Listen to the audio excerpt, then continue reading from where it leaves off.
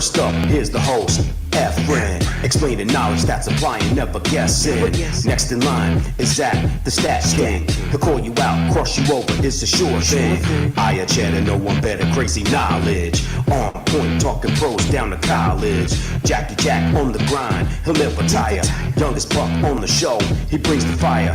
Never slip, keep your grip, Tico's in the booth. Ease the drip, Tico's lit, always spits the truth. Finally, it's me, it's KG. Piling stats and spitting facts daily. The Sports Shed, the Sports Shed. The Sports Shed, the Sports Shed. Podcast. The Sports Shed, the Sports Shed.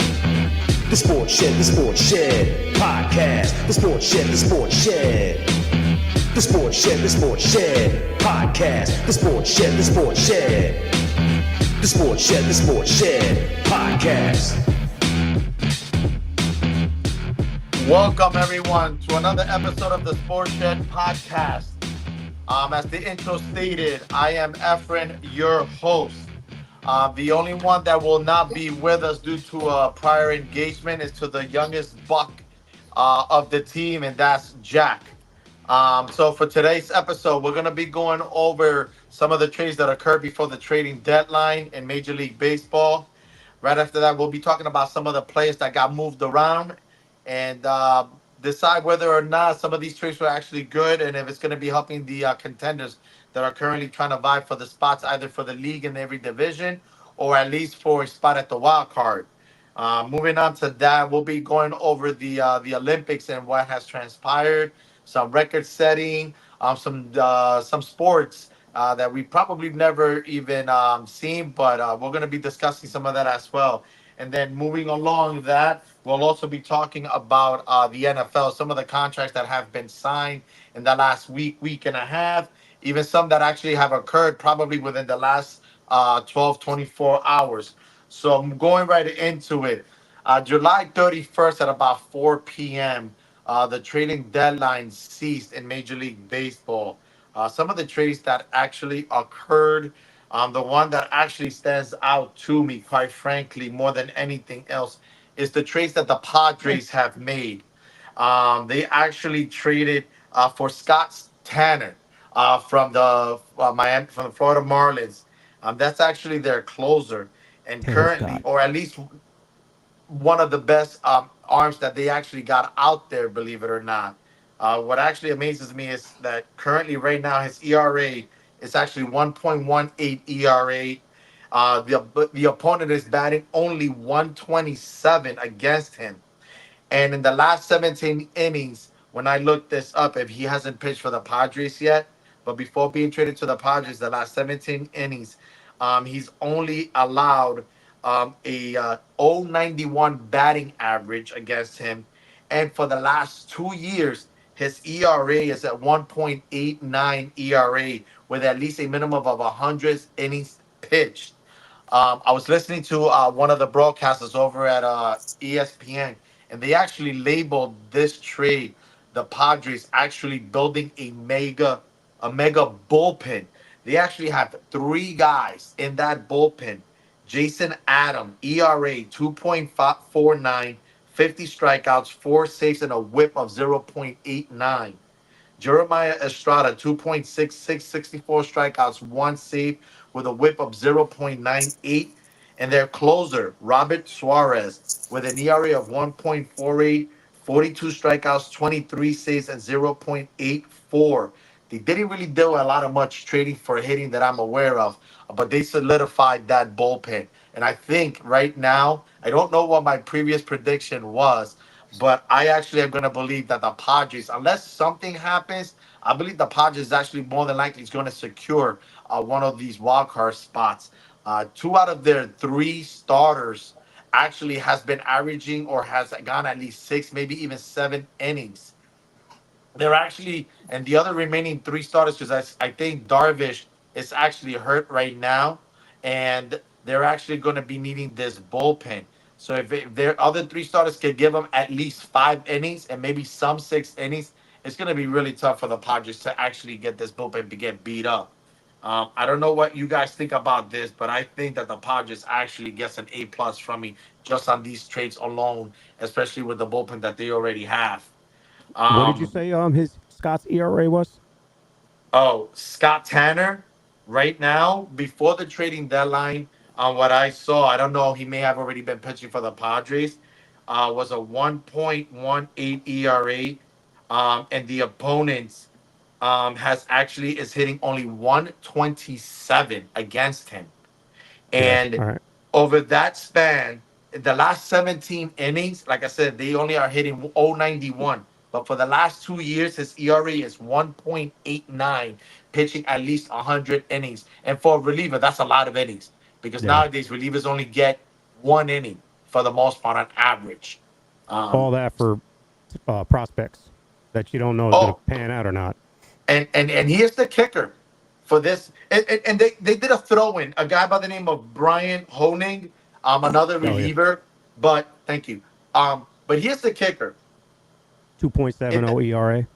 they no, the kicker is this: the Padres gave up four top out of the 12 top prospects in that organization. They gave them four of those prospects for two middle relievers.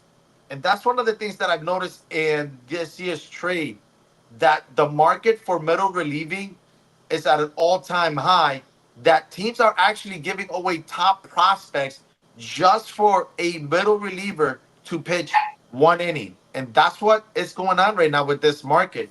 There wasn't too many big names as far as middle relievers or even closers. Actually, that's incorrect. I'll get to that in a minute. But really, that's what is costing for teams that are in contention to get a middle reliever. You have to give up top prospects for that. If anybody has anything to say about this trade, feel free to do so. And if not, moving along, I'm going to go ahead, and one of the best trades so far that's actually working out is the one that the Yankees made for Jazz Chisholm Jr. Right now, I believe he's already hit multi home runs in a couple of games already since becoming a Yankee. Right now, the outfield is basically Judge, Chisholm Jr. at center. I don't know if he's still playing center, but I know he's an outfielder with them. And Soto. Arguably, I'll even say it, probably arguably, if not offensively, the best outfielding tandem right now in baseball, just from an offensive numbers perspective. Right now, as far as the pitching, that's going to be up in the air. Yeah, I think that's those our three problem. guys, I'm sorry, That's our problem. The pitching starting and relief, believe it or and really, not just yeah, the entire pitching staff. If you think about it, a couple of years ago, if not last year, I believe if I think when Judge won the MVP, I don't remember if it was last year or 2 years ago. He literally carried the team into the postseason just yeah, by himself. So if you've got Soto and now you got Chisholm, who's actually hitting right now, especially hitting home runs and driving in runs, you got three guys that can literally carry this entire offense. But at some point, when you go into the postseason, you're gonna need a pitcher, pitching is what's going to win you championships at the end of right? the day. And if the Yankees don't get their act together with their pitching, and I'll stand by what I said. If their pitching doesn't come around, and it's not like they need a lot, they're gonna Yeah, actually not be making it. They're not gonna be able to make the postseason, because your offense is only gonna carry you as much. I know Tigo and I, Cheddar, you guys are diehard Yankee fans right now. What you guys think of that trade? that was an excellent trade. I think it was. I think, and then see, he comes in and make an impact right away. So that shows you, and he can play multiple position. He's not only an outfielder. I think he can play second base too, He's actually played second base and shortstop with the Marlins. When he and came up shortstop. Right, originally, he right, actually was actually moved to the outfield, probably right, to right, make more rooms for some prospects that they may already have. right, So right. when they unloaded Chisholm, I believe, again, the Yankees just, again, the Marlins are just stocking up just prospects. Four from the Padres. I'm not sure how much the Yankees gave for Chisholm, but I'm sure they probably gave at minimum a couple of more prospects for Chisholm. I Cheddar, what you think? You're over there quiet for this trade here. So, the Yankees gave up three prospects. They gave up their number one catching prospect, which is a big bummer for the Yankees because our hitting at catcher is atrocious. Um, Also, he's under contract for 2 more years after this year, so that gives stability at that position. He could play. Right now, they're trying him out at third base for the Yankees because we got a guy named DJ LeMahieu. Even though he has good game in the past 3 freaking months of the MLB season, all of a sudden he's the machine again.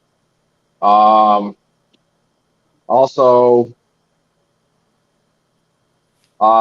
it gives more room where the Yankees can offer more money to Juan Soto after the season's over. I mean, at the end of the season, Juan Soto, I mean, clearly he is going to be the number one free agent target.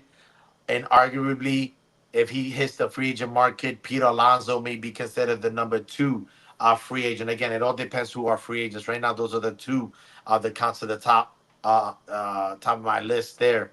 But Zach and Keith, what do you guys think about the Padres and the Yankees trade for those players? I don't have much to say on the Padres. I mean, they made good moves. But for the Yankees adding Jazz, I heard someone talking about how, with this move, because Jazz is capable to play anywhere on the field, that this now has every Yankee player other than Soto and Judge on high alert. Like if you don't play well, like we're gonna plug Jazz in there for a few games. Like we know he's gonna get on base, get some hits every now and then. Like DJ LeMahieu, he hasn't been playing well. So they're having Jazz at third right now, and then let's say some other hitter just goes on a cold streak. All right, we're gonna play Jazz there for a few games. Let's throw DJ at third, and if he starts hitting, so that's one big thing that I think. So he came and put everybody on their toes. Yeah, hey, that's a good thing. That's a good thing. This guy make can them play anywhere.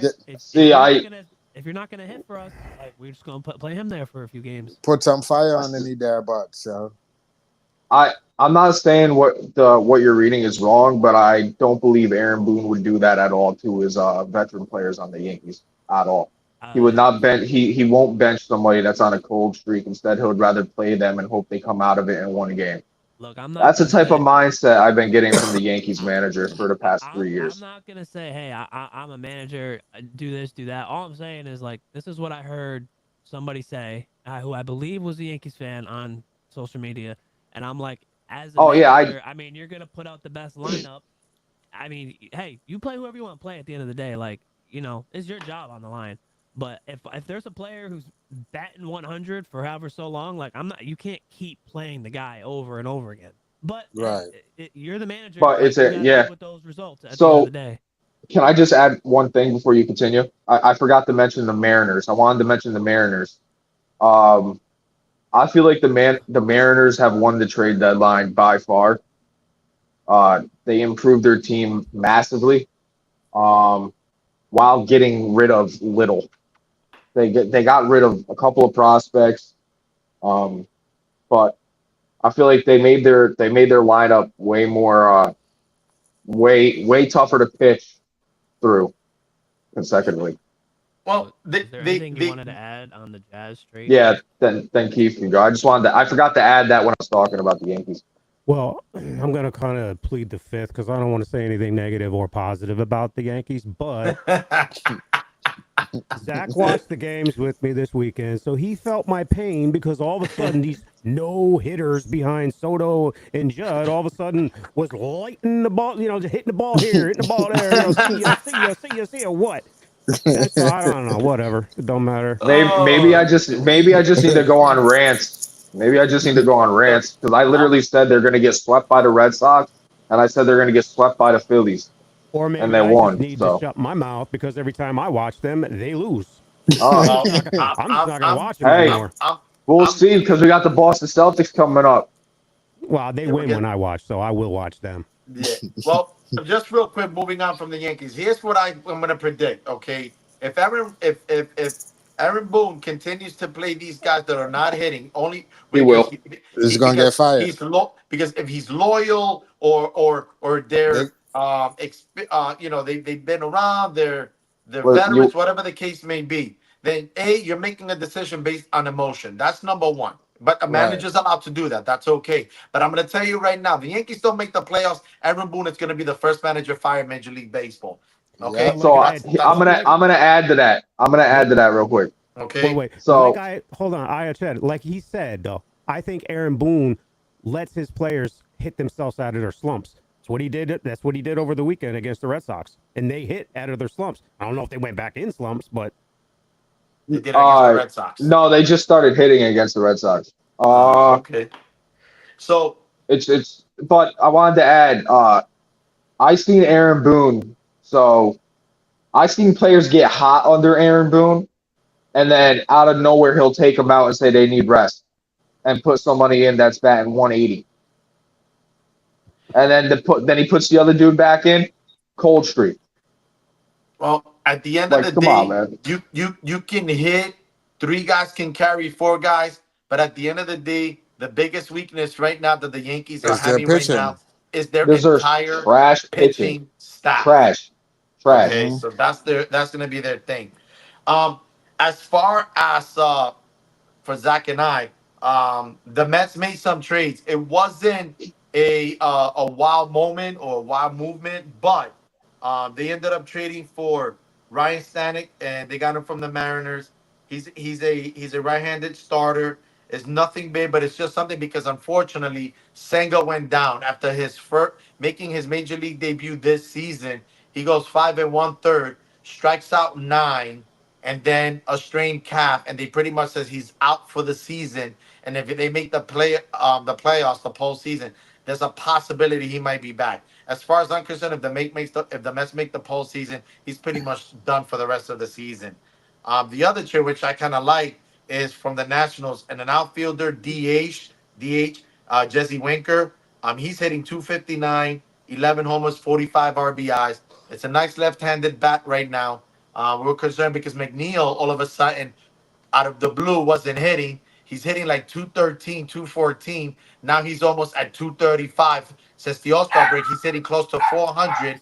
And I believe he either has 4 or 5 home runs since the All Star break. And then last is Paul Blackburn, again, from the A's. Another starter, again, just to have some arms because the Mets starters don't tend to go over 6 innings. They draw a lot of walks. They actually draw the most walks in baseball right now, and he's 4-2, but with a 4.41 ERA. But again, it's just another arm that can give us some innings, only because we tend to utilize the bullpen quite a bit. So we're just trying to extend in the possibility. I don't think they're going to go into a 6-man rotation since Sanger is out.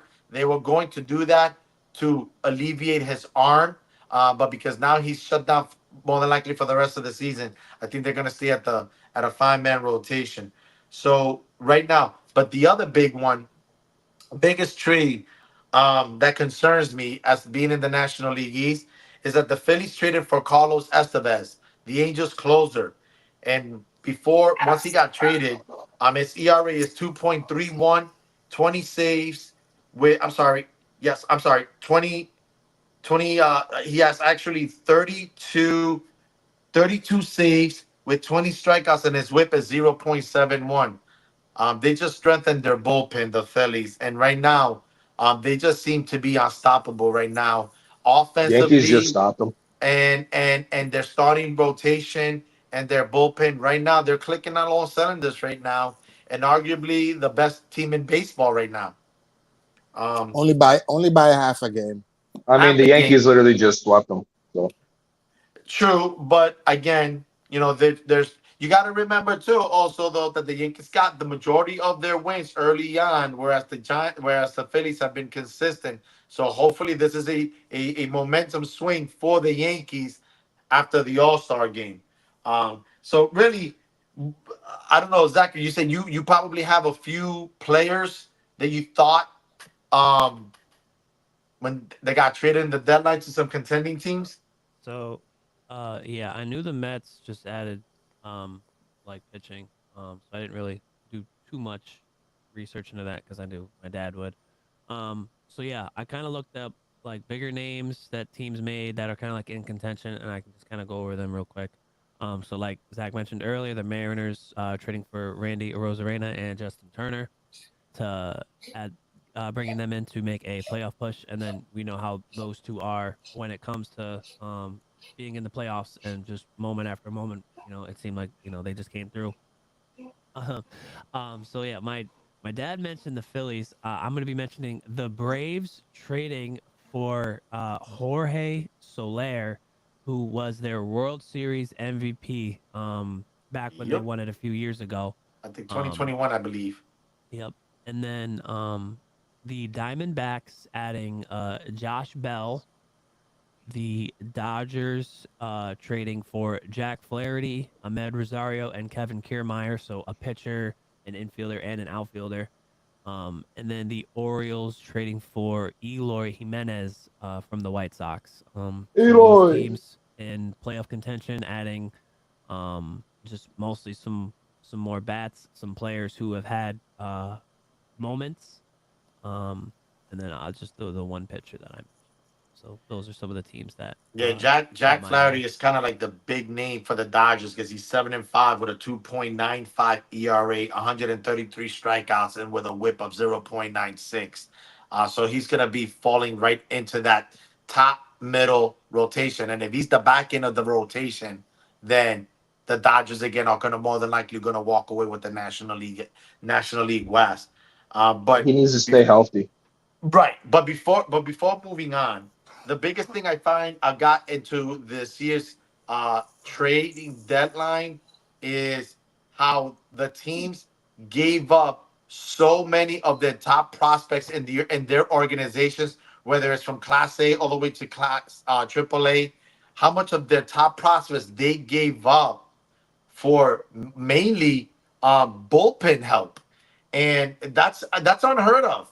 Giving up all those top prospects for relief pitching when a lot of these guys are not gonna pitch nowadays. They're not pitching more than one inning. You may get a pitcher like Budo from the Mets who regularly has been pitching 3 innings, which that used to be the norm back then in the 70s and 80s for a closer.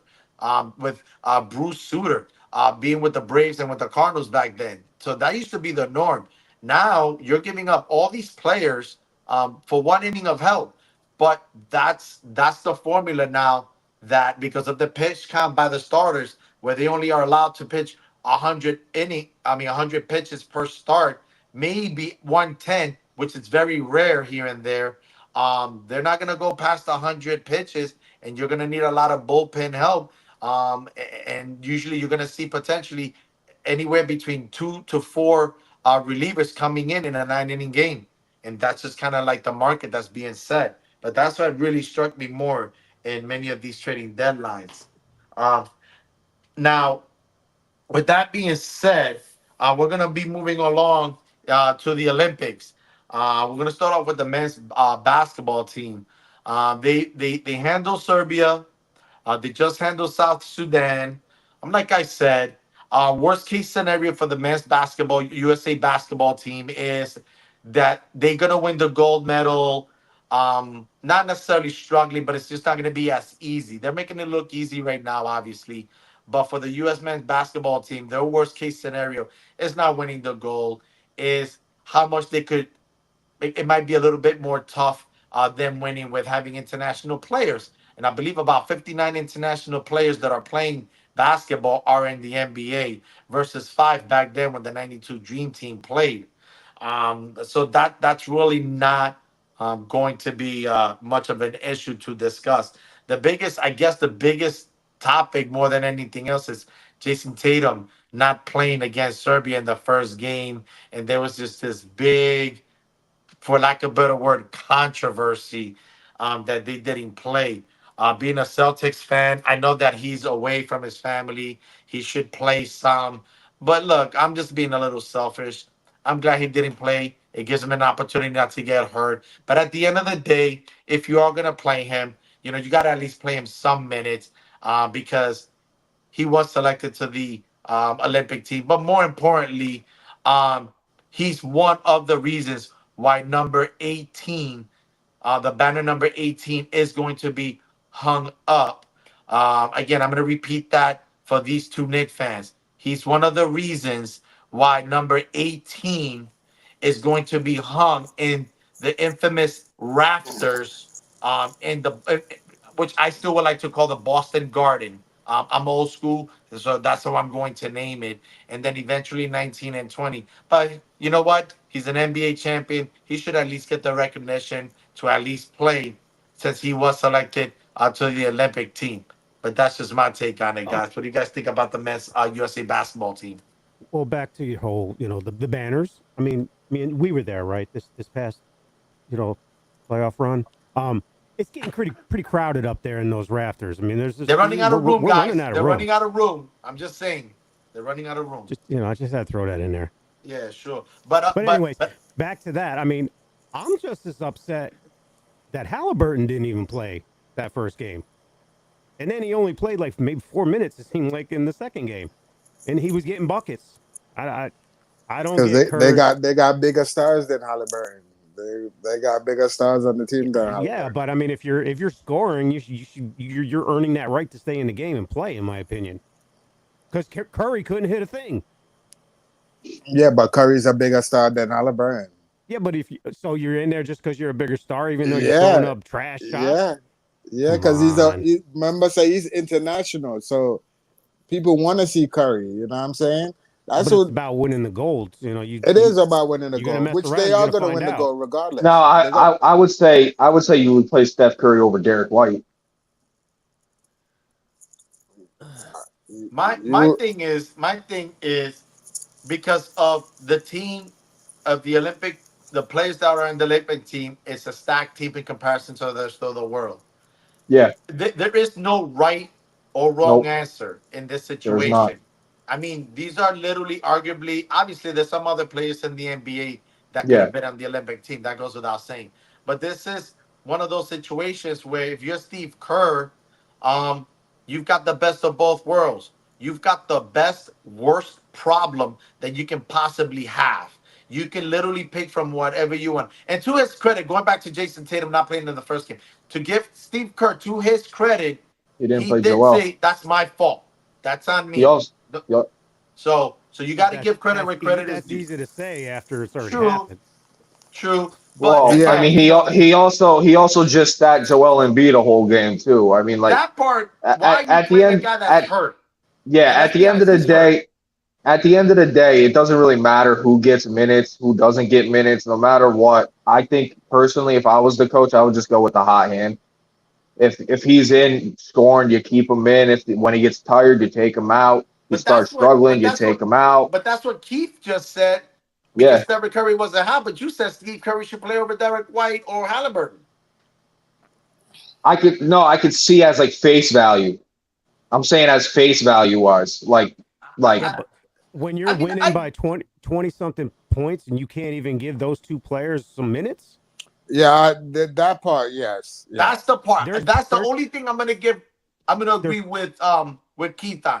If you're up There's by pace. 20 and you Right. got 9 minutes, yeah, left you in the could, game, you should put them in. I mean, You should put them in. You know, There's put him pace. in it. That's you it's don't, not you rocket don't put, science. you don't put Yeah. 38-year-old LeBron James in there for 30 minutes and not even put those guys in for 2 to 4 minutes.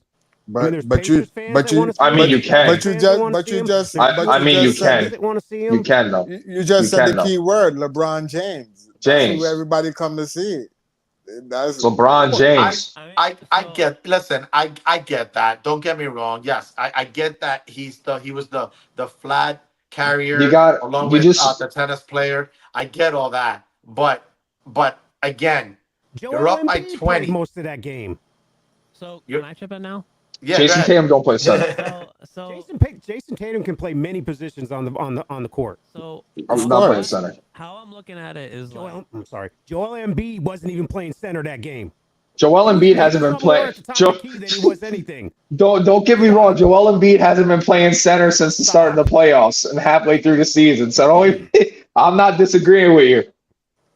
Go ahead, Zach. Go ahead. so like at the end of the day, you're gonna like your goal is to go out there and win. All right. So first two games they won by 20 plus both games, right? And yeah, there are like a couple of ways you can look at it, so like you want to play off of matchups So I get, not playing certain players for a certain amount of time. Like, I think the obvious one is Joel Embiid against South Sudan. You had that exhibition game against them, and you know that you don't really want him out there because of like just like how quick they are, how Physical, tough yeah. they are, How and limited he is. if you have him on switching off onto a guard or like like one of their threes or fours, like it's not gonna go well. And then obviously for Tatum and Halliburton, like I understand not playing them like early on in the game for matchup purposes, but then once you start getting that 20-point lead, that's where I'm like, all right, you can put them out there for like a couple of minutes. Of course, I agree with that. So like at the end of the day, they won by 20 plus points both games, and then another way is you go into these Olympics like you need to buy into whatever your role is, you know, and obviously that could possibly come with not playing certain games or not at all. It's all about buying into your role. But then again, once you start getting into those 20, 30-point leads, that's where then I'm like, all right, I don't see why you can't play so and so for a couple of minutes. That's kind of how I'm looking at that. I agree. Take. I would agree on that. I agree. I on agree. that. I agree. So with that being said, before we move on to the USA women's basketball team, just want to say, from my homeland, Puerto Rico, I know they're 0-2. Their last game is going to be against USA. The likelihood they're not going to win. But the fact that they are in the Olympics, representing Zachary and I's our homeland, I'm extremely proud of them. You guys have nothing to, you don't have to keep your head down, keep your head up. You guys making it, what tells me is that you were better than a lot of the teams out there that did better than other countries out there that didn't make it, because you guys got to play against other countries even to qualify for the Olympics. So I just want to say congratulations. We're proud of you, and que viva Puerto Rico. Yeah, Just they're needed they're, one. All right. they're a top 12 team. And they've been getting blown out, but it's been 20 years since they made it. Who knows? It could be another 20 years since they make it again. So I'm just going in and just enjoying, just watching them play, just making some plays. Just trying to have some fun out there. That's kind of how I'm looking at it. And enjoy the moment. Enjoy the moment, guys. Enjoy the moment. So thank you for representing us the right way. Thank you. But I guess just to finish off on the men's basketball, I can just kind of go over some scenarios for just basketball fans that might be interested. So, Serbia and South Sudan, winner of that game will advance into the next round. And then Germany and France both qualified for the next round. Canada qualified. Greece is 0-2, but they can still technically qualify if they beat Australia by let's say 20 something points, and then if Canada can beat Spain, because then Australia, Spain, and Greece will have all kind of beaten each other. So that is, and then South Sudan and Serbia both also have decent point differentials. So winner of South Sudan and Serbia will qualify, and then if Australia or Spain can win their next game, then they will as well qualify. So, right, nice. That's a lot of scenarios being played out. So nothing is over for those countries. So far, the three teams that I have coming in gold, silver, and bronze is still in it. Yep, all the teams that were predicted to possibly win a medal are still in it, because all the teams with 2 wins, who are 2-0, Canada, Germany, France, and the U.S. have qualified. If Serbia wins their next game, they'll qualify, and then if Australia or Spain can win their next game, they'll qualify. And they don't play each other right now, so if they both win, then they will be one of the top 8 teams. So Australia and Spain can still both if they win their next games. So last time I checked, France is at home. Home field advantage. Some people may not some people may not take it into consideration, but but sometimes that tends to work to your advantage, especially when you're home. I'm Yeah. just saying, you never know. France is Moving. only 10 medals behind us. Yeah, Exactly. It was like 5 to start the day, I believe. Yeah, they're down Now it's 10 now. and now it's 10. And China's leading with the most gold medals. Yeah. China trained their athletes like soldiers, yo. I mean, they usually are top of medal. Steroid them up. Medal. They're I'm on top serious. of. They train their athletes like soldiers, boy. Military training Yeah, for they the do. athlete. That's why they Yeah, tend to win a lot of 11 medals gold during the medals. Summer Olympics. So can I kind of quickly lead us to the women's Please go ahead. Olympics? So Go ahead. You're our USA, guru. Go ahead. USA, they're 2-0. Yeah. They advance to the next round. But but unlike the men's, the women's Puerto Rican team, they have, out of all the 0-loss teams and those teams that can qualify with 1 win, they have the best point differential. So if they can beat China, who is also 0-2, if they can beat by, like, let's say, like 20 points, that will pretty much guarantee them to qualify for the next round. Because all these other 0-loss teams, minus 26, minus 37, minus 14, and Puerto Rico, they're only minus 4. They've lost by 3 and they've lost by 1. So if they can take care of business against China, then and win by like 15, 20 points, because the other Japan and Belgium both have 0 losses in another group, and then there's the other group with Nigeria, Australia, and Canada.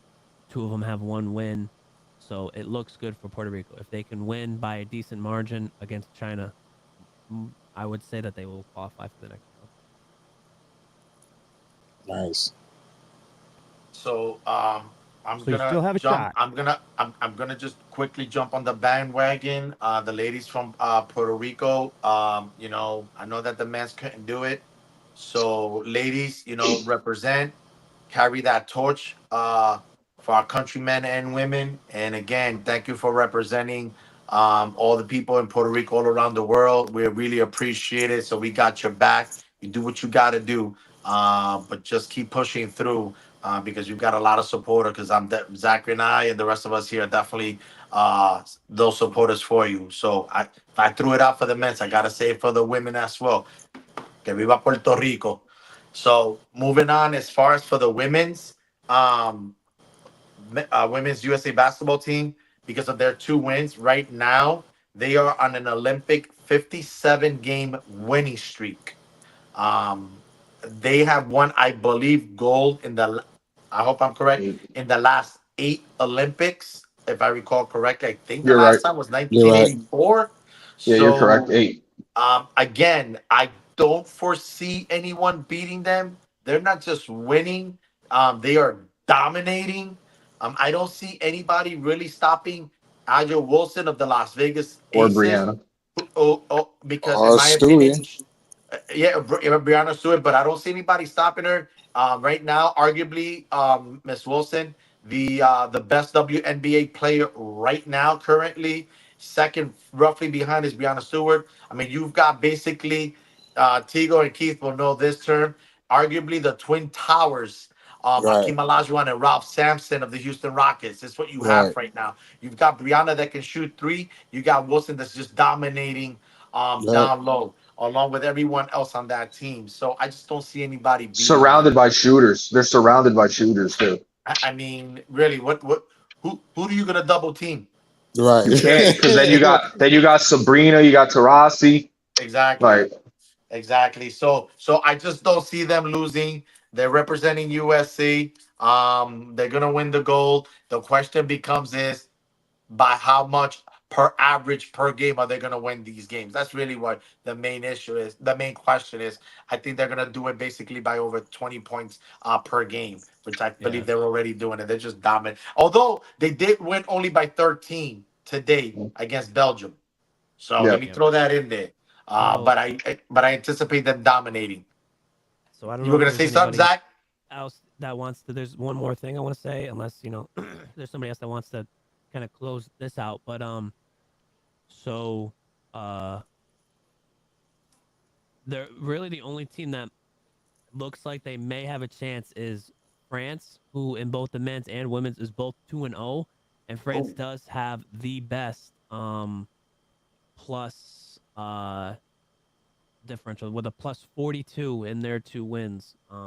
So that's kind of looking like their own real threat right now, you could say. But yeah, shout out to France, the home team, men and women's. They're both 2-0. Okay. Mhm. So we'll be moving on. Zach, you have other sports athletes that you Uh, have been looking up. Yeah, so for the United States, so just shout out to these two teams. The U.S. men's rowing, they won their first gold medal in the event in 64 years, and the women's rugby winning their first ever medal Go with Sevens. the bronze. So Go shout out to those two Sevens. teams representing. Push rugby in America for the women. And then Yes, sir. I'm sure there might be somebody else that might be able to chip in for this. But and then big mention for Simone Biles and Katie Ledecky just doing their thing and just inserting their dominance when it comes to the Olympics. Simone is the first woman to win 2 Olympic all-arounds since 1968, and that gold medal now breaks her tie for most gold medals in United States gymnastics history. The goat, And the goat, yep, the goat. and Katie Ledecky won her 13th total medal, which is the most ever That's for the a GOAT. female in Olympian history. That is the goat. That's the GOAT. That's what I got for her. So I can add on to the Simone Biles. She's the first ever gymnast to win an all-around competition in an Olympics gold medal, being over the age of 20 years old as well in Olympic history. Wow. Over 20. Over I didn't 20. even Yep. realize that. I would have never guessed that. I would have never known that. Yep. Wow. Yeah. That's kind That's of crazy. big. Well, congratulations to those two young ladies. Oh, and real Also, quick. hold on, let me please add go something. ahead. Go ahead, Zach. So with the women's rugby, the sevens, what a freaking Olympic run they had, man. That was the most entertaining stuff I watched out of like so far out of the Olympics, besides the two the women's volleyball, beach volleyball teams. They're great. And besides the swimming portions of the Olympics so far. What performances by them? That last second 99-yard Run, I seen yard that. touch, Yeah. insane. I don't know if you've seen Um, it, Dad, but yeah, it was. No, I didn't get I'm a chance also to see it. you should see it, I go to and sleep all early.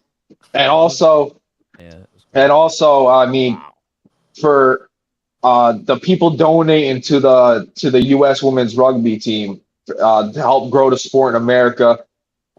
They got donated $4 million for 4 years, so $1 million a year to help grow the sport in America for women, to give them a chance to experience rugby and learn it. So hopefully it's only up for here and we get gold in the next 4 years. Yeah, because No in doubt. 2028 it's going to be in LA. So Yeah, it was entertaining. So speaking of which, just real quick with Miss Ledecky, the GOAT in swimming for the women's. She is 27 years old, okay? And she made a comment, I believe, that when 2028 comes around, she'll be 31 and she's expecting to attend the 2028. I mean, she's dominating in this. She's dominating the sport right now, even at 27. And for an Olympic athlete, they generally say someone in their late 20s tends to kind of be old. I'm just saying by the Olympic standard, because generally you're competing against athletes that 20s. generally are between potentially 15, 16, and 20. So so kudos to her. So I hope she does come back in 2028 and just add on to her legacy. Um, Unless anyone has anything, I want to move on to another topic. In the women's Olympic. Um, The thing with Katie Ledecky is like yes, she won that gold medal Miles. by such a by big almost 10 by such seconds. a big margin that even if she like declines like by like 5 seconds, which is She a could still lot, win it. she'd still win it. So let that sink in. Like even if she does hit a but decline, it won't even matter. well, yesterday when she swam and won the gold in the 1500 meters freestyle, she was leading by so much that the cameraman had to zoom Yeah, zoom out out. Yeah. to see the rest of the Insane. swimmers. That's Yep. Insane. because the close up wasn't That working because now she would look like she was actually swimming by herself or working out or practicing. So they actually had to see zoom out to see the rest of the athletes. now that came after the day after she lost in a match. She lost in a swimming match. She got bronze. And Man, she didn't call anybody out. She did say that people need to start getting tested from other countries in their training while they're training before the Olympics. Because she's like, people over here in America, we get tested for steroids and performance enhancers for training, and other countries don't. So they need to start getting tested. She did say Mm. that, and she didn't call anybody out, but she did say that they need to start looking into that and start testing for other countries during training, not just for the Olympics. I would agree with that. I would Yeah. agree with that. I mean, if we're getting tested, then yeah. Everyone else should If too. we're getting tested during training, then absolutely everybody else has to. So we're gonna stay with the women's Olympic team, and we're gonna be talking about a topic where, uh, for the most part, is controversial. A lot of people have a lot of opinions about it, and the comments that and the opinions that are going to be stated on this episode by no means is disrespecting the person in itself. Um, the sport of women's boxing. There are a couple of boxers in the Olympics right now that I believe are transgender, and I know that there's a big controversy where transgenders, men into women, are fighting female boxers, and whatever you stand on, it is my point of view in regards to that is that I don't believe that that should be occurring. It has nothing to do with discriminating against transgenders. It's not bad mouthing transgenders. It's not humiliating a human being. That's not the purpose of it. For me, it's more from a competition, from a my apologies for the thumbs up. I moving my hands and that keeps showing up. Sorry about that. It's more from a not only from a fair competition point of view, but it's more from a physicality point of view. When you are competing with someone and you have transgendered into a female and you're competing against a female, um, the body in itself is still not a doctor, but it's still a male body. Um, you may work out, you may be injecting hormones to transition, but at the same time, you are injecting yourselves into hormones to either become a woman, but it's also affecting your muscles.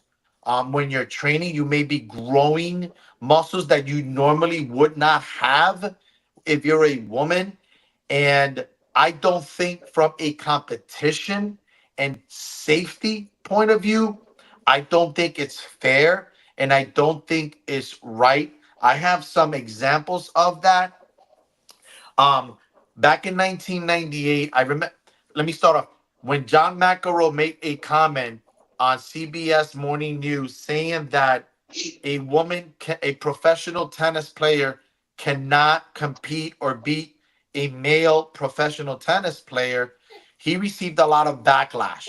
He received a lot of not so positive comments for the most part. What happened was then someone ranked in back in 1998 a professional tennis player, and I apologize for not pronouncing your name correctly, Karsten Brosh, if it's pronounced correctly, ranked 203 by by a men's standard. That's That's not that bad. good, but 203 in the world ranked.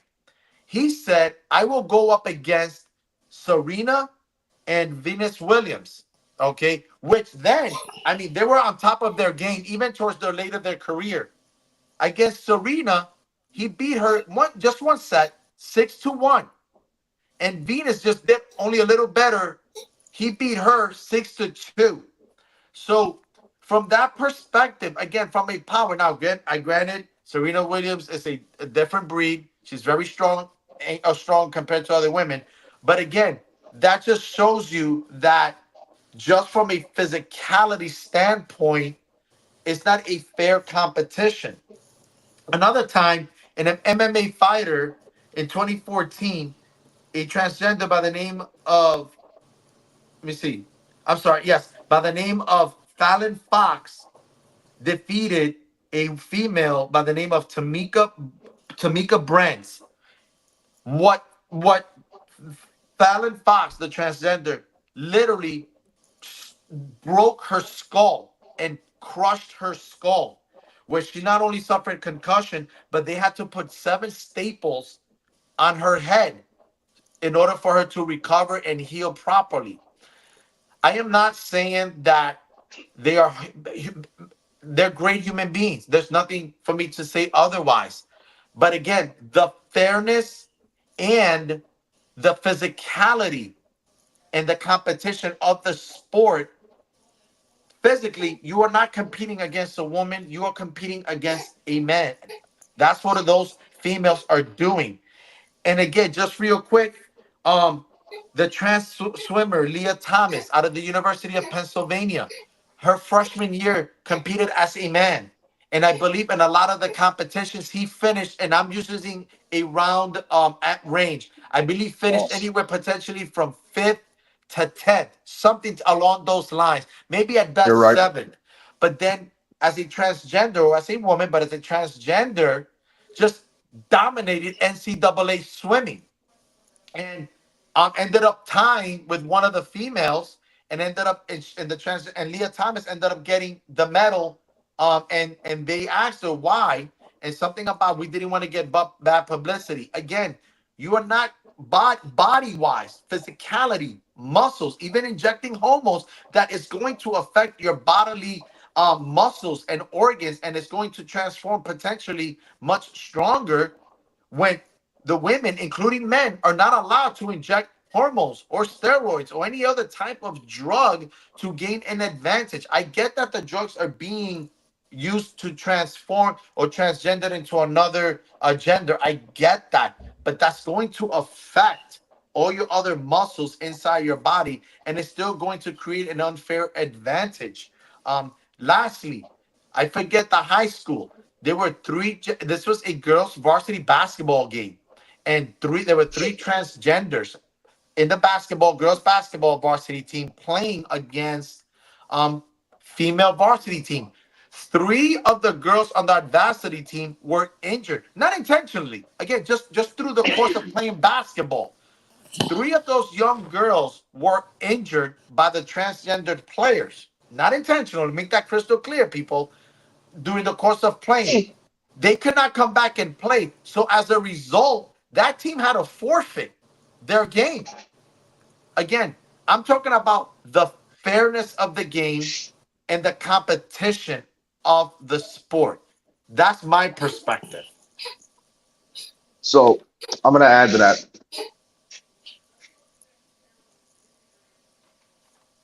Same thing. What happened with I believe it's what's her name? What's her name? Leah, right? Leah. The swimmer, Yeah, Leah Thomas out of the Leah. University of Pennsylvania. So they didn't allow her to do the Olympics. because it would be an unfair advantage. Um, Correct. at the you're still gonna, if you're transitioning from a male to a female, you're still gonna have the testosterone. Females don't have testosterone. So automatically, if you're a female, if you're a male transitioning to a female, you're going to be taking estrogen, but you're still going to have that testosterone in you. So while you're working out, you're still gonna build muscle like a man. It's just what it is. In boxing, that's an insane advantage for whoever's transitioning to All a right. female. I just And gotta say this. Go ahead, finish out, Cheddar. so what I was saying is they didn't even allow these two boxers to fight in the world championship in 2023 That's correct. because of the testosterone levels. They failed. So, and it would be unfair for the female competitors, the women, female competitors, so why are they allowed to compete in the Olympics against women that have zero testosterone level, or at least the testosterone level that's legal in the Olympics? You know what I mean? It's just unfair. It's nothing against being a trans or anything like that. It's just it's not fair to people that train for it, prepare to fight women. The Italian boxer that just boxed her said she's never been punched that hard in my life, and I've been boxing for 15 years by a woman. Never been punched that hard in my life. She lasted 45 seconds, and she got hit with five straight punches, not even hooks, straight punches, jabs, which is insane. So why don't they do this then, right? If there's a problem with the either gender, like either one switching off, right? Why don't they just make it like you're competing against a next transgender instead of you're competing against like if a male that's transition to a woman, why don't he compete against a next male that's being trans into a woman instead of a woman where you're gonna dominate that woman regardless, because you're a male. Regardless, in all reality, there's still a male underneath. I mean, It's their right. biological makeup, I guess. Right. Internally, yes. Right. You can't change your chromosomes. Right. Like right. you can't change your chromosomes. So why saying don't transgenders competing against other transgenders? Right. You know what I'm saying? So that would make it at least a fair advantage where both parties is making that transition where they still instead of you making one going against a female where I don't know. I don't know. I personally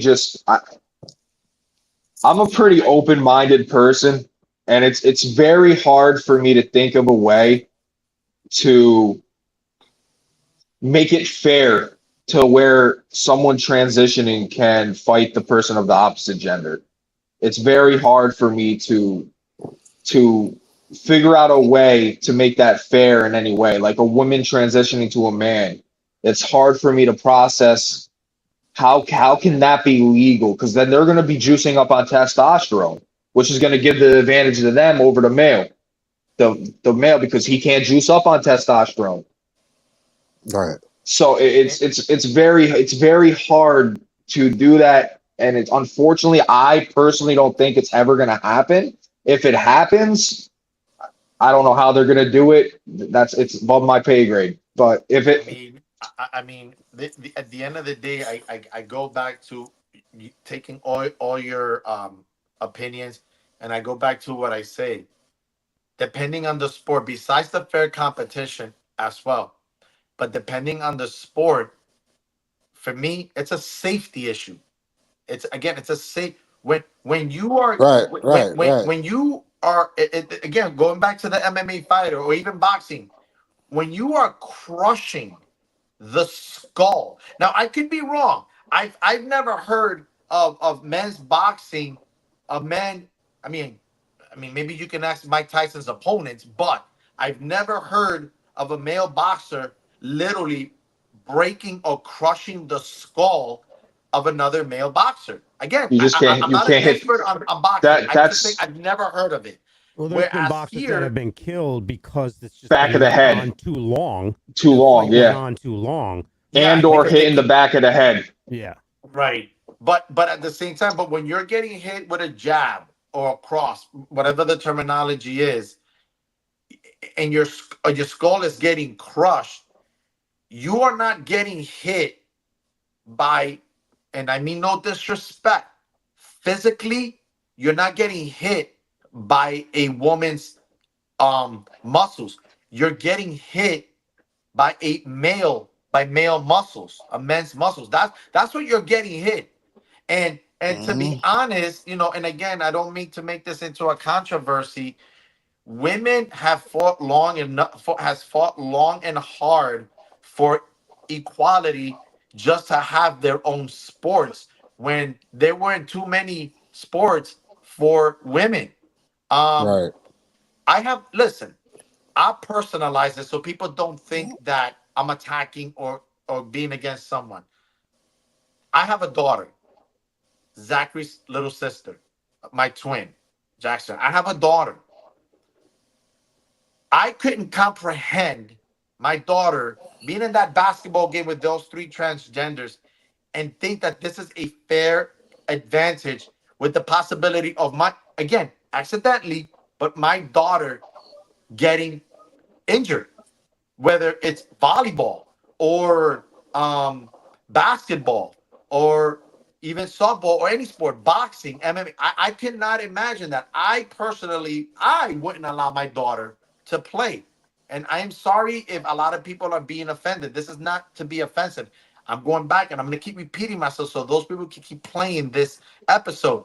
It is a fairness, competition, and safety concern for me because I am a father. I have a daughter, and that would concern me just for her safety alone. That's all I'm saying. Yep.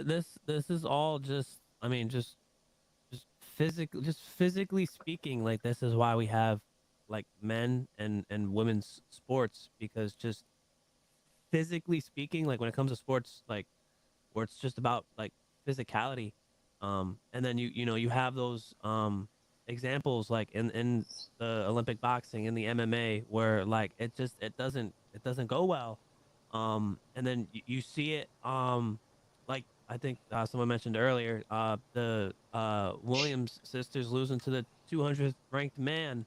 You see it with the U.S. women's national team losing to I the got another.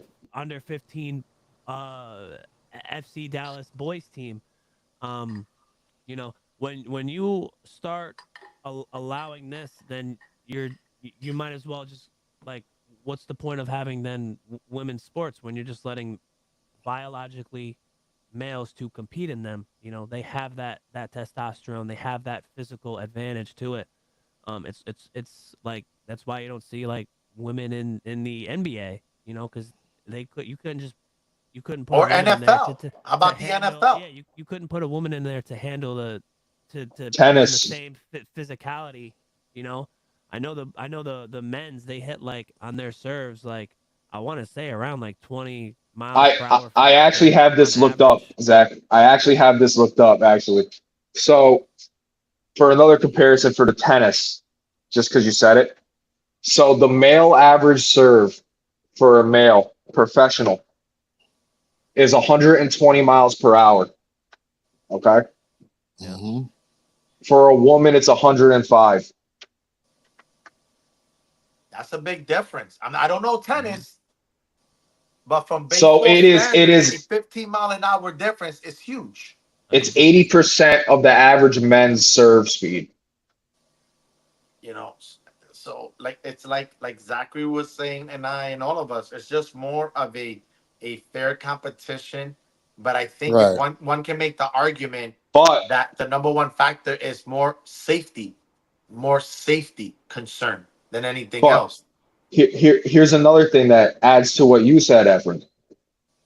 Serena Williams' average serve is 129 miles an hour. I did say that she's a different Yup. Now Coco Golf too is 124 mile an hour serve. and still lost to Now, a ranked player at 203. yup, yup. Now, hardest serve ever for a man, 147 miles an hour, 147.3, 127, 146.6. That's a big difference compared to compared to That's almost a two 20 miles two difference. women Yeah. in the last 40 years The best woman have ever, hit over 120 miles an hour. It's Coco Golf and Serena Williams. You can do that with every sport. I mean, there's pitchers Yeah. in baseball that can throw 100 Yeah. plus miles an hour. Yeah. It's just it's not to put down, like you said, it's not to put down anybody that's No. making a No. choice in their life to do whatever they want. But Not at all. there's just It's a about the difference. fairness. Yes. So I don't want to continue. I think we made our opinion and our stand. But anyone watching this or anyone listening, or if it gets around, again, this is not a knock. This is not a bashing moment. This is not No. an intentional to disrespect anyone. It's We're again, just calling for it's fairness. just fairness and safety Right. issues. To both Um, parties. so that's To to all everyone three. as well. Yeah. Everyone. Okay. So if anybody has any comments about it, please feel free to make any comments, even up to what we've discussed as well, Olympics and all. But if anything gets this mentioned or make comments about this particular topic that we talked about, I welcome all sides for and against. The only thing that I do ask respectfully, like we have, if you can keep it respectful, mind your wording, please. Mind that even though you may be against it, they are still human beings. The transgenders, that is someone's child, that is someone's nephew, aunt, uncle, cousin. So please be mindful of that, because if there is any derogatory comments, um, you, it will not be posted. It will be eliminated. Okay. Again, I apologize for the thumbs up. Again, I gotta stop doing that. My hands keep going up. I'm sorry, but I just wanted to make that clear for everyone out there. There are a lot of people. There may be people watching this. They're gonna read this or listen to this. So just be respectful and mindful of others. I'll put it to you this way: speak to others or write about others the way you want to be written or be spoken to. So if you want to be respected, make sure you respect others. Is what I'm asking. Thank you. Um, moving on to the NFL, because it is around the corner tonight. My understanding is that it's the Hall of Fame game. So I guess officially preseason starts today. But before we continue and get a little bit specific as what's going on, I NFL is want to back. I want to acknowledge some of the signings that have occurred, whether in the past week and a half, even up to the last few days. So I just want to mention, because out of respect to Keith, being a Dolphins fan, I know that he was probably sweating bullets. Zach, I know that you need to admit to this. He was probably sweating bullets. Tua had not been signed, had not gotten an extension, but at this moment, as of a few days ago or late last week, Tua had just signed a 4-year extension for $212.4 million. After looking up his stats, because I know that many people have actually talked about being injured previously and his concussion and what had happened to his fingers and all, which is obviously we don't want to see that. But every year that Tua has been in the league, he has actually improved. So I have to give credit where credit is due. When he led the league last year in passing yard, I believe it was over. Was it 46 or 4,900, Keith? 46. 46. Um, he has a star-studded wide receiving core. I believe that he has a two-headed monster running back. Um, But but you don't. again, But you don't got them winning the division though. um, So what you believe?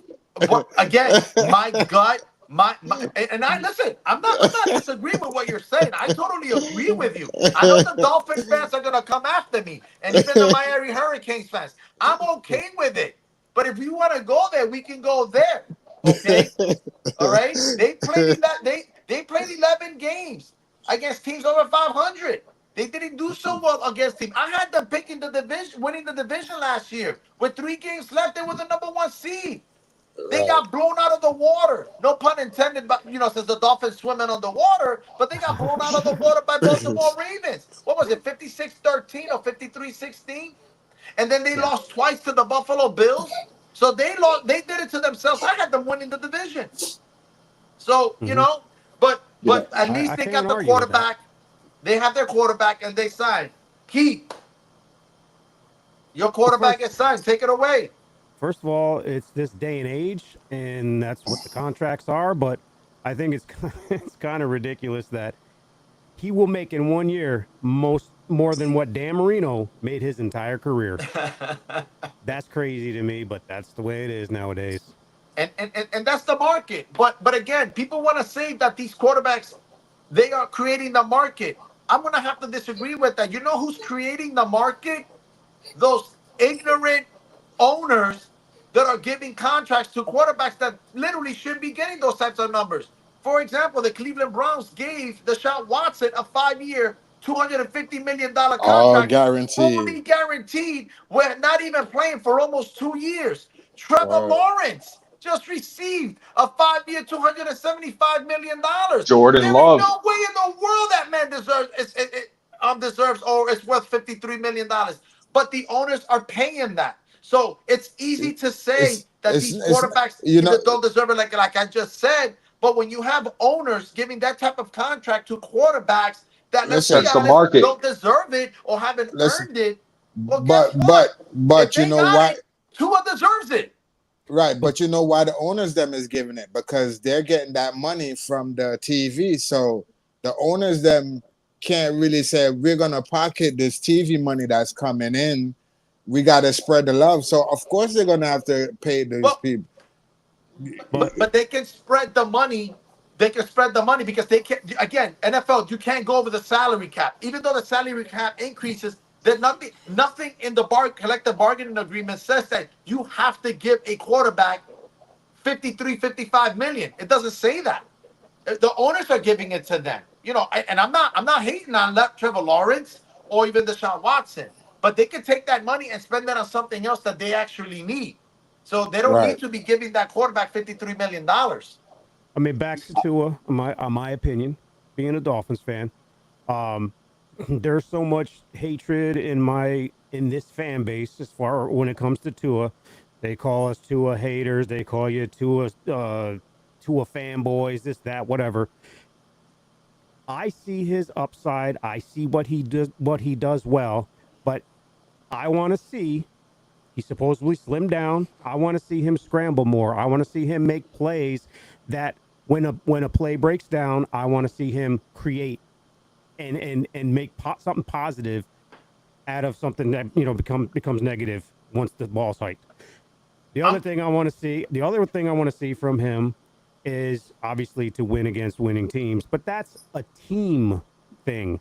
Yeah, that's Our a team. defense never Yeah. stepped up in those games either. It's not just Tua that has this bad record against winning teams. It's the whole team Team, I doesn't agree. perform I well. agree.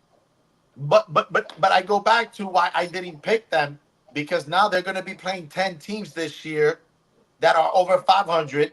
5 of them make the playoffs. 2 won the division. 1 made the Super Bowl. Unlike last year when Right. I had them picked. That's my But reasoning. But each year's different. All Right. those teams that were that had that record last year doesn't mean they're going to have that record this year. I That agree. is true. But there is the Dolphins have one kryptonite. They got to win in the cold weather. True. Whether you I mean, that's- you got to win in the been- cold weather. Unless that's you been have since home day field one. advantage. Unless you have home field advantage, they got to win in the cold weather. Yep. That's just the bottom line. Mhm. I mean, Miami can't get around it. And that's not Tua's fault. That's not the coach's fault. It's the team. You've got to win they in the can't. cold. They can with home field advantage. Right. Right, with home field Which advantage. they had with 3 games, to go in the season. You had home field advantage. All you Right. had to do is win it out. And they blew it themselves. They were at Baltimore. I don't believe Yep. it was that cold in Baltimore, though. But It's- or it even was Buffalo just the this Ravens. winter, because this winter wasn't that cold. But they got to win in the cold. I mean, yes, we were depleted on defense. We lost a Yes, whole bunch yes, of players. I'll give you that. Chubb That is was true. out. Phillips was out. I You- mean, The Dolphins lost their 2 top sack.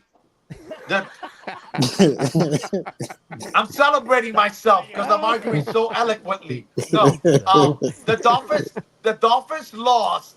It only happened. Hey, that's only for drip. Listen, listen. To your defense, Keith, the Dolphins lost their top 2 sack leaders.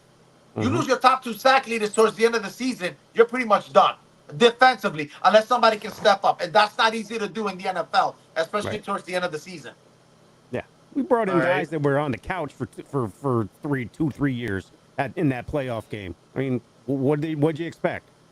Really, you expected us to beat Mahomes in -30? No. Exactly.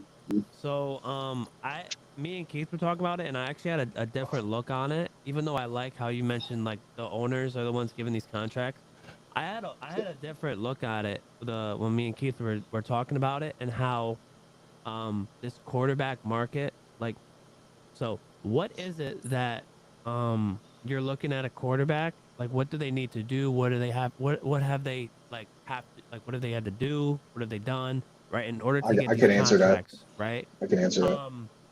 Because if it's all about winning, right? I'm a really break it down right now. If you look at the last 10 to 12 Super Bowl champions, there's only 2 quarterbacks that have been winning, and only one of them still plays. Mhm. Okay, I'm gonna go because this is winning now, and you've mentioned all like these quarterbacks that haven't done anything, and you could even throw out like Josh Allen hasn't won a Super Bowl, Aaron Rodgers and Russell Wilson. They've only won 1, but they haven't won it in over 10 years. You can so that's just Lamar Jackson. Other than winning MVPs, he hasn't really won, right? So I'm gonna give you guys the last like 10 Super Bowl champions, right? So you got Patrick Mahomes. Matthew Stafford is honestly the only other one you can argue for because he recently won it, right? If we're going off of winning, Patrick Mahomes. Patrick Mahomes. So Matthew Stafford, no, Tom Brady. Patrick Mahomes, Tom Brady, Nick Foles. Tom Brady, Peyton Manning, Tom Brady, Russell Wilson, Patrick Joe Mahomes. Flacco, Eli Manning. Like, if you actually look at like the last 12 Super Bowl champions, if your name's not Patrick Mahomes or Tom Brady, I could say you don't deserve a contract then. And guess what? If you take Eli off of there, Or you Eli would have Tom Manning. Brady 2 more times. Oh, yeah. Tell him again, Keith. Tell him again, Keith. Yeah. Tell him again, Yeah. Keith. Yeah. Oh, hey, Keith, are you really the man, Keith? Are you really the man? Yeah. Like, So- So I have another question here. The only quarterback other than Patrick Mahomes and Tom Brady recently has been Matthew Matthew Stafford. Stafford. True. So I could say he's the only one other than Patrick Mahomes that deserves a big contract. If I'm going to just go off of winning, So when all these fans sit there and say, "Oh, he's not top tier. He's not. Nobody is." If you're going to look at a winning quarterback, Right. Right. Look at Daniel Jones. so on this, Leave DJ out of it. My whole Leave point, DJ out of Bum. it. Daniel Jones is a bum. My whole point in this is to Yeah, Zach. say that when it comes to these contracts, it's more than just winning because now when you look at it like, well, if I don't pay this quarterback, I gotta roll with my backup. Yeah. Who ain't gonna True. do anything for me? Like other True. than Jordan Love, Justin Herbert, Tua, Joe Burrow. Like if you don't pay those quarterbacks, like your other options a whole lot worse. So by default, you kind of have to pay these quarterbacks because that's just what they've been getting paid for. So I agree. that's how I look So- at it. Can I add? No, go ahead, So- Cheddar. So I got why is Green Bay paying Jordan Love all this money after one good season? I'll tell you why. That's the I'll tell you why. market. Because I was listening to someone and they brought it up. It just mind boggles me. It's one season. Like at least pay him after this season. Actually, Zach I just can said break- it. Zach That's just the said it. market. Zach, That's yeah. the market. But- That's but- the market now. I get that. His contract is up, right? It's either you pay him Right. don't. or you don't, Your backup. and you have to deal with your backup. Right. Franchise tag him. I mean, He'll hold out. He'll hold he out. could hold out. I mean, I don't even really like this franchise tag thing, but Me I either. mean, you're gonna roll with him. I mean, you're gonna pay him now rather than him even do better, and now you got to pay him even more. Like you Right. look at this contract now, 4 years I'm from sorry. now, Dude, and I'm he's not- gonna be I'm- the highest paid quarterback. I'm not- He's gonna I'm- be like he's gonna, because that's how it is. When Patrick Mahomes signed it, he was the highest paid quarterback, and now he's like what, like fifth or sixth? or something You're like that? telling, but you're telling me Jordan Love deserves to have close to the amount of money that Patrick Mahomes is getting? No, my whole thing is that No. It's the none of market, these though. quarterbacks. I unless get your it. Name is Patrick Mahomes deserves that. Nobody deserves it other than Patrick Mahomes. When you really break it down, and when it comes to winning, I'm not saying because I could say then Patrick. I could say Tua, Jordan Love, Joe Burrow, Lamar Jackson. I could say all these quarterbacks then don't deserve it because they haven't won. Right. So I'll like, give you- I'm not saying Jordan. Like, yeah, you would like to see more from Jordan Love, but when you actually look at all the quarterbacks, all it comes down to is just putting up numbers, and like that's what they've done. I mean, Trevor Lawrence, another name out there. Like I said, Jalen Hurts. What has he done? He just went to a Super Bowl, just like Joe Burrow, but he didn't win. Right. What's that sound? Justin So- Herbert hasn't done anything. Kirk Cousins hasn't done anything, but he still gets these big contracts. Dak Prescott, like I mean, Jared Goff, like these quarterbacks haven't won, but you're giving them these contracts. So because it what's is your what it other is, option? Correct. And since Cheddar and Zach brought up Jordan Love, segueing to Jordan Love, he signed a 4-year, $220 million contract. And Cheddar said, oh, it was for a full year. True, but really he got paid for what he did the last 8 games of the year, because early on the first 9 or 10 games, he really wasn't doing that well. I think they were under 500 for a while, but somebody put it on ESPN. Someone actually put this perfectly to me. You're not paying Jordan Love for what he did. You're paying him for his Jordan Love future. what you hope he does for the next 4 years, because Right. it's like, and that's every But you hated the Daniel Jones contract, and that's what the Giants did. that's every contract. well, taking a look at what, and I agree. I don't think that Jordan Love deserves it either. I'm not going to tell you he deserves it. Jordan, I'm not. You're paying somebody for what I'm they just did the saying. final 8 to 9 games. Okay, but I'm you're just banking- saying. I mean, right now, I'm not going to compare the athleticism between Jordan Love and Daniel Jones. It's not even close, man. If you really Who's- want to make it's not even close, and you know that. I'll take Jordan Love right now any day of the week over Daniel Jones.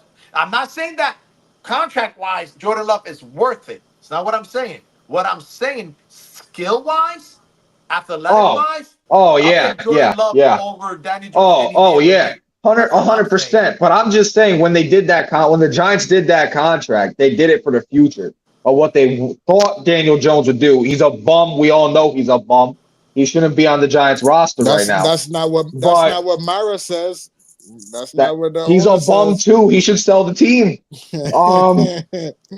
Oh, us mean, three are gonna stay out of it. You guys can go at it. This is beautiful. This is beautiful. Oh, Every I can't, contract's every contract's a what if. sleep. I can't sleep if we lose Saquon. That's every contract. Saquon has been carrying our offense for the past 6 years and done one playoff appearance.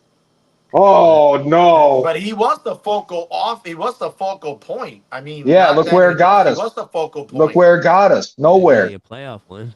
Hey, Wow. playoff win. Wow. The Giants. more The than- Giants gave up on him. It's more than the Hawks have gotten recently. Wow. So, be happy with that. Word. Wow. We haven't won. We haven't spelled a win in years. Yo, I'm about to have Eli come out of retirement. I'm gonna start a petition. Hey, I mean, it's more than Justin Herbert's done. Please don't. Technically speaking. Yeah. And I More than believe Justin he's Herbert. actually Well, I mean- hurt right now. I just saw. He is. Yeah. Burrow went to the It's his Super Bowl. foot again. Yeah, Joe but Burrow went he to the says Super Bowl that he one should be year. What's ready he by done time week 1. He should be ready He's by been hurt. time week 1. Exactly. Okay. So you're Yeah. rolling the dice with all these contracts. Oh yeah, 100%. Oh, that's 100%. I agree. What has Derek Carr done? Like, Mhm. He's But- now that's a bum. if you're gonna say anybody's a bum, We can't talk about the that Raiders dude is or a bum. anything Everybody or be quiet. You- Everybody you be are quiet. paid. Let You are Tico paid. go off. This is No, Brad. Go ahead, Tico. that dude is a bum, yo. That dude needs to retire for right now. Yo. He needs to get out of football. I don't know what the reason he's playing for. this shows that you don't get paid off of winning Super Bowls and winning playoff games. Right. As a quarterback, you get paid for putting up numbers and winning regular season games. That's just what it is. Like that's how you get Exactly. paid. And so if you have a Exactly. good, if You have hit it right one on the good head, season, Zach. If you have one good year, you're getting paid. That's just how it is. That's obviously Yeah, how well, it is. It's Well, not look one at- quarterback, look- it's quarterback after Right. quarterback. Look That's at Kirk obviously how it Cousins. is, because if you look at Kirk the Cousins last got a winning big quarterbacks- contract and he was hurt. He didn't even play like Wait a minute. he He didn't get a big contract. He got multiple big guaranteed contracts. Word. Let's make that clear.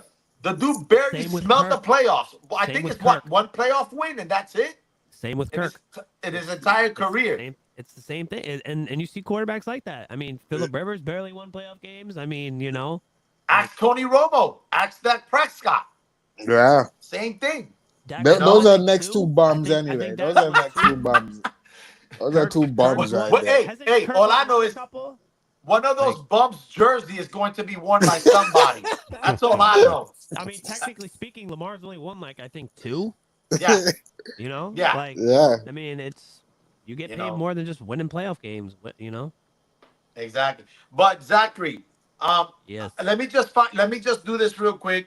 Taylor Decker, offensive lineman for the Lions, just a few days ago, I believe, signed a 3-year deal, $60 million for the Lions, the left tackle.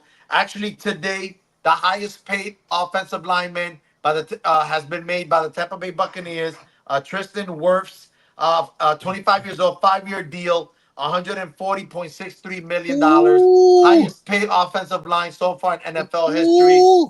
Yes. So with that being said, the last one that I know that I'm aware of, our free safety for the Seahawks, Julian Love, a reasonable contract, 3 years, $36 million. I'm glad that he's there. Sorry, Giants guys. Unlike you guys, we chose to pay him.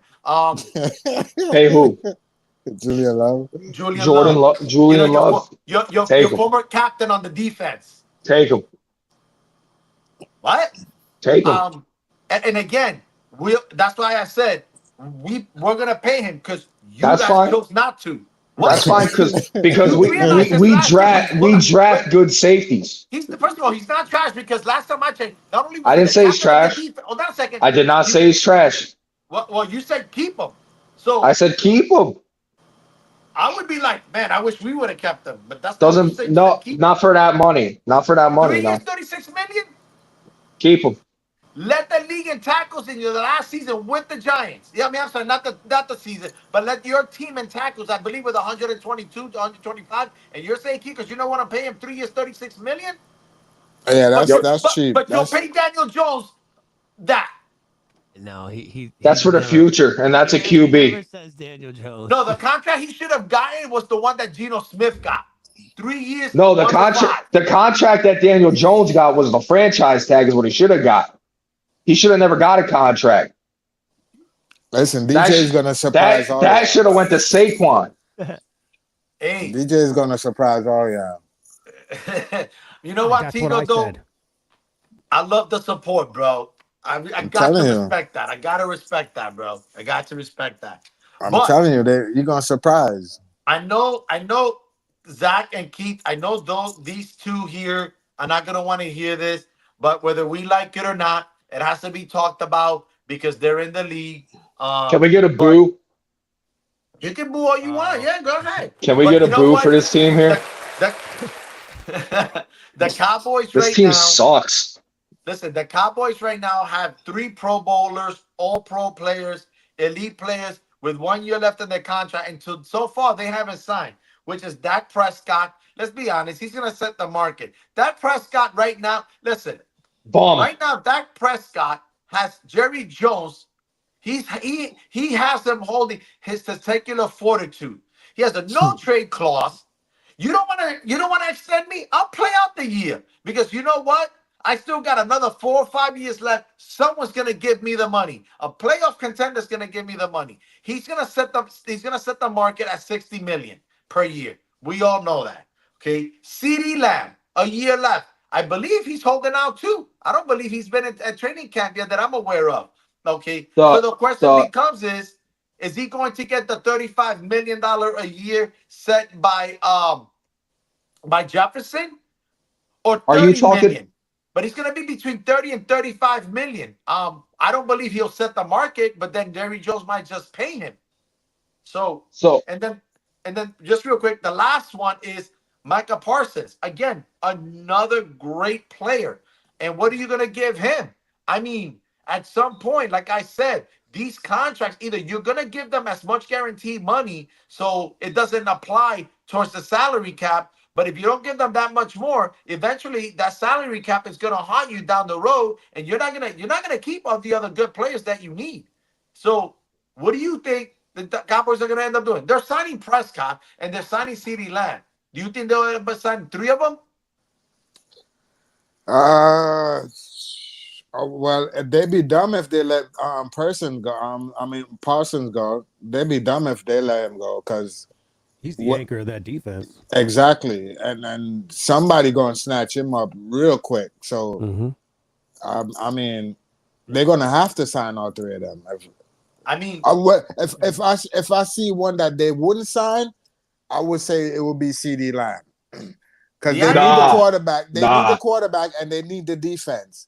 I mean, he's a good wide receiver, but they also got other wide receivers there. He's not the only good wide receiver there. See, what I'm hearing and what I've been reading is that CeeDee Lamb is the closest out of all of them to get a contract. That's what I've been hearing and reading. I'm gonna tell you right now. I personally feel like Micah Parsons is not going to get a contract, and he's going to go where Dan Quinn is. I'm gonna be honest with you. I do think Dak Prescott is the one you need to sign, and I'm gonna tell you why. Right. Just this past season, he was 3rd in passing yards. He was 1st in completions, 1st in completion percentage, and 1st in touchdowns, and 1st in rating. Let's clap. Everybody clap for Dak Prescott. And this is going back. I'm to not the whole clapping. thing. How'd he do in the playoffs? Can I finish? If you hold on, Cheddar. Good, Zach. If you don't pay him, what is your other option? If you sign That is draft right. one. That is right. but you get rid of Dak Prescott, who's getting the ball to CeeDee Lamb? You're not going to Right. draft him because the draft's already over. Anybody can get the ball to CeeDee Lamb when he's wide open. Who? What quarter? What Daniel quarterback Jones is- can throw. Daniel Jones can throw the ball to CeeDee Lamb if he's wide open. Look at Devontae Adams. He is having an awful timer. He's complaining about not playing with Aaron. That's because his coaches suck. But this is the whole point. Yes. If you don't No, have he a has no quarterback. you can't get the ball. He has Like, no that's quarterback. As much as I want to say, Dak Prescott, I mean, he has 2 playoff wins, but what's your other option? What's your other option? He's led Pick the your league in poison, passing. basically. He was 1st in completion percentage last season. You can hate on him, what is your other option? Would it be easier talking about Dallas because of their offensive line as far as another quarterback coming in and stepping up? Yes. Because your offensive line is going to make any quarterback look probably better than what he is. I Yes. mean, I agree. When- I agree with that. But are you First of all, here's the thing about the Cowboys. Okay, probably right now the most value franchise, more than likely, in the NFL. Okay, Jerry Jones is worth $14 billion. I believe he made a comment that he says he couldn't afford all three. All right, stop making stupid comments, Jerry Jones. You can afford it. That's number one. Number two, the easiest way. Listen, those three are getting paid no matter what uniform yeah, they or wear. where they go, right? Okay, so here's the thing: the way Trade you one. get around it, the way you get around the salary cap, and I'll say it again, is you have to guarantee as much money up front. There's no way around it. If you don't do that and say two out of the three sign, then yes, the likelihood is he's not going to be able to afford it because he's not allowed to go past the salary cap because he doesn't want to do that. I'll give you that. But at the end of the day, in my opinion, I'm going to go out on a limb. Those three are getting signed by Jerry Jones. Okay? They're getting signed. There's just no way around it. I mean, those are top. Listen, you can make an argument, literally, they are the top three position players, top three players in their positions. You can make that argument. You are literally going to walk away, potentially walk away a top three player. You don't have one.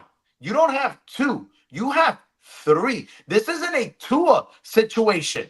It's not. It's one player. They signed Waddle, but Waddle signed at a really good price. This isn't a Tua situation. This isn't a Stafford situation. This isn't a Trevor Lawrence situation where you're only dealing with one. You're dealing with three. So you either give them as much money, guaranteed money up front, or you're losing at least one of them because eventually Right. that salary Why- cap is going to come and bite you.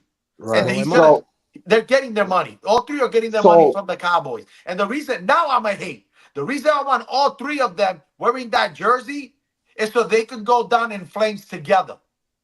you want to know what You want to know what I think? Now An you can say issue. I'm hating. An issue with the Dallas Cowboys is they don't know when to give the freak up and just blow a roster up. They suck. They can only beat the NFC East. That is it. They suck. They're not better than. Hold up. They're not better than the Philadelphia Eagles. Hold up. They're not better than the Philadelphia Eagles. They're nowhere close to beating the Philadelphia Eagles. All right. You keep Dak Prescott. You sign Dak Prescott. Okay. Trade Micah Parsons or trade CeeDee Lamb. Get a haul. Why are you blowing up a team that keeps making the playoffs? That's not blowing up. That's just trading one of those stars. No, you just said by the way, they never blow the team up. I said, why are you blowing the team up when you keep making the playoffs? Because it's not working. Something's not working. Yeah, you're making. I used the wrong term. I used the wrong term. Super Bowl winners. I used the wrong term there. How about this? I agree. I'm gonna ask you this why are you question. blowing up a team when apparently success comes down to No, just making no, the playoffs, my making bad. an Dude, occasional not win? blow up the team. You got to try something new because it's not working. I could say, It's just- I could say that it's I could say just the not- same for every other team except for Yeah. Patrick Mahomes. I can say the same Yeah. for every other team. Look at the Okay. Niners. They actually are winning games, but they haven't won a Super Bowl. Are you going to blow them up because they keep getting so close, but they never? I think they need a new QB. I think they need a better QB. Which team is this? I just 49ers. I brought up the Niners. They have all this recent success in the last 5 years going to. What's up? If they had a better QB, you don't think they could beat the Kansas City Chiefs? What's up with Purdy contract? What they saying They about that? said potentially, but I don't know about this year. Maybe after the season, I'm not sure. But they say potentially he could get a contract that could be worth $325 million. Oh my gosh! So now I got a better idea here. Dak Prescott on San Fran. Do they beat Kansas City? I mean, Dak Prescott's a choke artist, so Yeah. That's what we're saying. Probably- But you're not going to probably blow not. up the team. This is what I'm saying. so You're not you gonna could- blow. but You're not blowing up a you- team. You're not blowing up the team. You There's no said need it. to get rid of Steve. I'm I not said I saying you said misspoke it. on that. I I know. misspoke on that for the 5th time. Yeah. All right. So All now right, go ahead. trade one of them because you're not going to be able to pay max contract for all three of those. You can't. Unless you guarantee it. You can't Yeah, because you got Jerry Jones has money. the money. You have the money, yeah, but you really don't want to do that because you got your line. You have money into your line. So what do you? You mean have by- money. You got to trade one of them. Yeah, but for But what? why would you? What? Okay, And so if you so have everything you need, what are you trading? Yeah, one of what are them you for trading to What are get you in trading return? Yeah, for? what do you? Don't no idea. I have no idea. So then, why how trade one of why them? are you trade them if you don't know who you're trading them for? I'm not. I'm I'm not- not Here you go. scouting. First of all, I don't look up anything for the Dallas Cowboys because one, I don't give a So then rat's you're talking butt to about things the you don't Dallas know. Cowboys. You're I'm talking to just things you don't saying, know. I would keep CeeDee Lamb. I would keep Dak Prescott. I would move Micah Parsons. If it's See, that much of a struggle, if it's that much of a struggle to get those contracts. So- Like if you have so- to If you let one had, go? yes, if I had to let one go, yes. Okay. Okay. So here's the deal. Instead If- of letting him would walk, you- if you know what I mean. So if Jerry Jones, let's say, guarantees 90 to 95% of their specific contract, you don't have to worry about the salary cap. Then why trade him? Because it's Jerry Jones's money. Then you He's don't gonna need to get it trade back. him. Then you don't need to trade him there. But what I'm saying is if he doesn't want to do that, you keep CeeDee Lamb, you work contract out with CeeDee Lamb. You already know Dak Prescott's going to get a contract. He's going to pay Dak Prescott. Pay CeeDee Lamb, and if you really don't want to, you know what I mean. He don't want to waste. But- you don't want to but- put his money on. but You Parsons move is Micah. their defense. It does. That's You their can. defense, though. He's one player on the defense. No, hold on. He's not Lawrence Taylor. I'm gonna tell you right now, as a fan of a team who wishes they had that one guy on that defensive line. For real. I agree. That is exactly why you need to sign Micah over CeeDee Lamb. First, that's what I Okay. said. I'll take Then- him I would over let go. then you I would let take- go then- Lamb. But then it's vice versa. You sign Micah Parsons, trade CD. Yeah, I mean, if I have to sign 2 out of the 3, like I'm letting CD go. me Or too. be like, Me or too. be like, hey, Brandon Ayuk, how you doing? Sign him. Wait. He wants his money too. Yeah, He wants that kind of He's money holding too. out. that's fine. Yeah, but But if maybe you're willing to it's sign less than Ayuk, CD. Maybe it's less than CD. How do you know that? How do Yeah. we know? We don't know I that. guarantee you, I mean, he's gonna want about 25, he- 30 million. He was technically an all-pro. He was- last I- season. Okay, Not then technically, then he that's wasn't then all okay, pro. then that's then Max. draft Get one. Max. Then draft a wide receiver. It's not like they don't have good receivers besides CD Lamb. That's what I'm saying. So he's expendable. He can go. He's the one person that can go. Like, is So the issue instead, money? so that's what I'm saying. If it is, if the issue is money, and he doesn't want to spend the money on three, big contracts. All right. It's his choice, yeah. Yep, it's his choice. He could be. I would since Efren and Zach, who actually talked it into me, I would let CD Lamb go. That's All what right. I said. I would have keep So, the quarterback. If he knows in his head that he's not going to have enough money to sign all 3, the person he should let walk is CD Lamb, and if he knows that's going to happen, he might as well get stuff for him. I mean, I think at the end of the day, they're gonna sign all 3. But that's what I'm thinking. They're gonna sign all 3, in my opinion. And like I said, I said it before. I'll say it again. Call me a hater. I want him to sign all 3, so they can go down in flames together as a family. I said the same thing. Go sign them, and we I can start agree. singing the song together. That's it. I don't care, because that man over there on your screen to your right, he will be wearing number 8, and then the one in the middle. And exactly, what was the jersey for Tigo that he will be wearing? Emmitt Smith. Emmitt Smith. I mean, we can change it. We can always change it. Listen, I mean, hey, I'm not giving you Emmitt Smith. I ain't doing you like that. That's Tigo- being nice. to you. Tigo's not gonna be wearing Oh, no but jersey, but- you'll be but mean to me Giants though. jersey. Yeah, No, that- I said, we can't let him wear Emmitt Smith. That's us being kind to Tigo. No. Tigo's not gonna be wearing no jersey but Giants jersey. Oh no, you wearing that, boy. Listen, It's find worse that wearing the episode hat. with the bet. Find that episode with the bet, because y'all all wearing with the cap, with the star, with the jersey, because that's gonna be our background set. It's worse wearing the cap. Yo, listen. I can't wait till the Giants show out this year. Listen, I'm gonna swim I'm gonna run up and down my block. I'm gonna shout. So I got a question here. Are we announcing our fantasy teams? Are we announcing the fantasy league, Zach? I mean, we gotta. We'll gotta talk figure it about that out. at a later time. Back to CeeDee Lamb. It was reported 3 days ago that they are close to signing him. Mm-hmm.